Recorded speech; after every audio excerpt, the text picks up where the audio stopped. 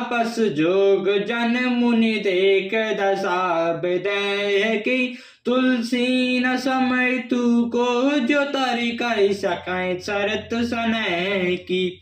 सुख समुद्र में डुबकी लगाते हुए सभी स्त्री पुरुष महान व्याकुल होकर सोच कर रहे हैं और वे सब विधाता को दोष देते हुए क्रोधयुक्त होकर वो कह रहे हैं कि प्रतिकूल विधाता ने यह क्या किया। तुलसीदास जी कहते हैं कि देवता सिद्ध तपस्वी योगी और मुनि गणों में भी कोई समर्थ नहीं है जो उस समय विदेह की दशा देखकर प्रेम की नदी को पाकर पार कर सके। कि ये अमित उपदेश जहाँ रामा, तहाँ लोगन मुनि बरन सिया रामा। धीरज धरो नरेश कहु रामा, वरिष्ठ बदय सन जैश्या रामा। जहाँ तहाँ श्रेष्ठ मुनियों ने लोगों को अपरिमित उपदेश दिए और वरिष्ठ जी ने विदय से कहा, हे राजन आप धैर्य धारण कीजिए। जासु ज्ञान रवि भव निशिनासा, बचन किरण मुनि कमल विकासा। ते की मोह ममता निराई, यह सिया राम सन बड़ाई। विषयी साधक सिद्ध सयाने, त्रिविध जीव जग वेद बखाने।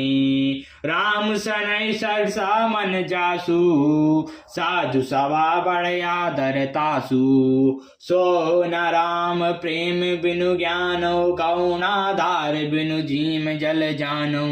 मुनि बहु विधि विदेहु समुझाए, राम घाट सब लोग नहाय। सकल लोक संकल नर नारी, सो पकड़ो व्रत हो बिनु बारी। खगो पशु खग मृग न कीन अगारो, प्रिय परिजन कर कौन विचारो।